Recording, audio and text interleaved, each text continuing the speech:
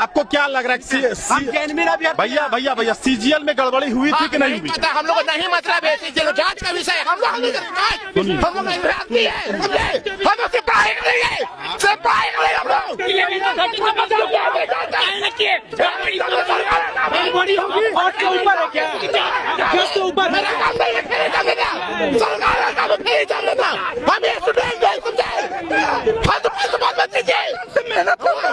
परीक्षा कैसे रद्द होगा?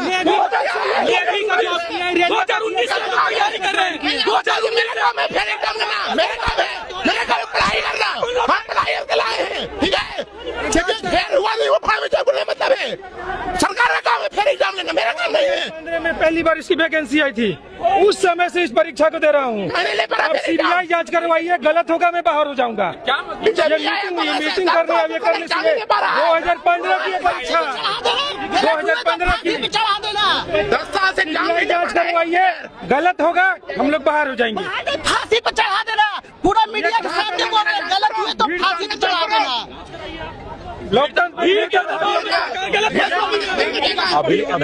अभी जो आप लोगों का लाइन खड़ा था, हम लोग बात करने आ रहे थे, आप लोग बात नहीं कर रहे थे, अभी नहीं कर रहे थे, झूठ बोल रहे हैं। अरे न्यूज मीडिया में बैठ देख लीजिए। अरे भैया अभी क्या कर रहे हैं? अभी क्या कर रहे हैं? बात करने के लिए गए थे आप लोग बात नहीं कर रहे थे। अगर 2019 से तैयारी कर रहे हैं, हमारा समय एग्जाम देते तैयारी कर रहे हैं 2015 से, समझ में आएगा आप लोग को? बात करने आए हैं, एक बार मुद्दा रखा है जिसका कलेक्शन हुआ है, क्या हुआ है? एक बार मुद्दा रखे आप लोग बताइए कैसे एक नैरेटिव सेट किया गया। अभ्यर्थियों के बारे में जांच करना सरकार के ऊपर बात है। सबसे पहले हम आएंगे, मेरे बारे में जांच कीजिए कि हम घूसखोर अभ्यर्थी हैं या जेन्युइन अभ्यर्थी। अभय तिवारी कौन था? हम खुला चैलेंज। अभय तिवारी कौन था? भाग गई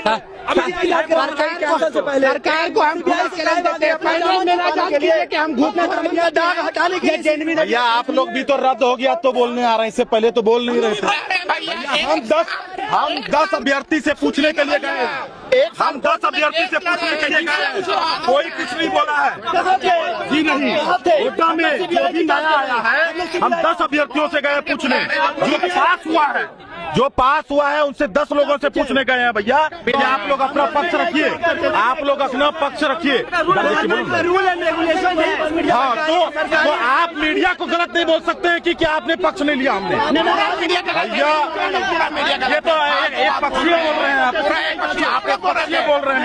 हम बयान लेने गए थे, आप नहीं गए थे? गए थे सभी अभ्यर्थियों से गए। आप लोग बात दिखाया आपने, कभी भी कोई पक्ष को दिखाया आपने, कभी उनसे नहीं पूछा कि नियुक्ति रद्द करने का आधार क्या। हमने हाई कोर्ट, हमने सुप्रीम कोर्ट से जीत के आया, क्या आपने कभी रखा न्यायालय के थ्रू? सीबीआई जांच हो, सरकार को सभी सीबीआई जांच करना चाहिए। अगर सरकार को हिम्मत देते तो सीबीआई जांच की मांग कीजिए, सीबीआई जांच की मांग कीजिए। अरे इधर से देखने से क्या हो जाएगा, हमारा पेट भर दीजिएगा। आपने एक पक्ष को दिखाया, आपने एक पक्ष, आपने बताया नहीं जब आपका रद्द नहीं हुआ। मजबूरी क्या है? आए हैं ना, पहली बार आए हैं ना। इससे पहले जब हम लोग आपसे, रुक जाइए, एक से बात करें, रुक जाइए। हाँ, अगर हम लोग का नियुक्ति सरकार नहीं की है, हम लोग का नियुक्ति सुप्रीम कोर्ट ने और उच्च न्यायालय ने नियुक्ति दिया है, तो हम लोग क्या बताएंगे जब सुप्रीम कोर्ट का? अभी आप कैसे बोल सकते हैं कि मीडिया आपसे बात करने नहीं आए? हम मीडिया को नहीं बोल रहे हैं, आपके अलावा सब बोल रहे हैं भैया, आपके अलावा सब बोल रहे हैं कि मीडिया बात नहीं रखती।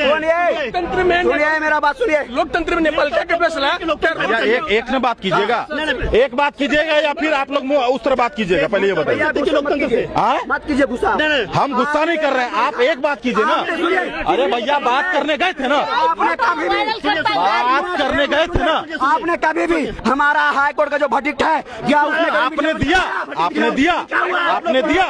नहीं दिया? आपने नहीं दिया? नेट पर उपलब्ध है, अरे मीडिया पर आपने नहीं उपलब्ध है, दिया। आपने नहीं लिया। आपने आप अभी रद्द हो गया तो बोलने आए हैं, इससे पहले आप नहीं बोल रहे थे।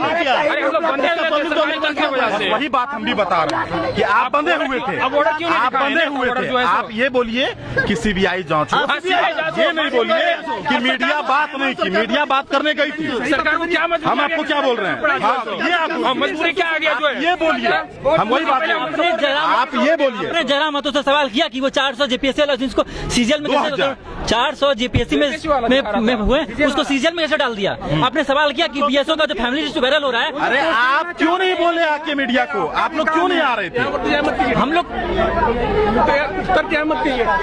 ये तस्वीर है प्रोजेक्ट भवन के सामने की, जहां पर सीजीएल रद्द होने के बाद जो भी सीजीएल के अभ्यर्थी थे जिन्होंने परीक्षा पास की थी, उनका गुस्सा जो है वो निकलकर सामने आ रहा है। सरकार के निष्कर्ष पर जो है ये लोग सवाल उठा रहे हैं कि डायरेक्ट रद्द क्यों हुआ, क्योंकि जो नौकरी, भैया बात करने दीजिए ना, जो नौकरी सुप्रीम कोर्ट के द्वारा इन लोगों को दी गई थी उस पर सरकार फैसला कैसे सुना सकती है? सरकार सीबीआई जांच भी करा सकती थी, लेकिन बावजूद इसके सरकार ने सीधे अपने बचने के लिए, ये कह सकते हैं, इन लोगों का कहना है कि सरकार अपने बचने के लिए जो है सीधे जो टीडीपीएल के द्वारा जितनी भी परीक्षाएं कराई गई थी उनको रद्द किया गया है। सीजीएल नहीं करवाई है, ये एग्जाम टीडीपीएल नहीं करवाई है, सीजीएल का एग्जाम कंडक्ट नहीं कराई है। दुरुस्त ने अपना सरकार को चाहिए सीबीआई जांच करे जितना भी एग्जाम एक हो। करके बोलिए ना, नहीं तो फिर पहुंच ही नहीं पाएगा।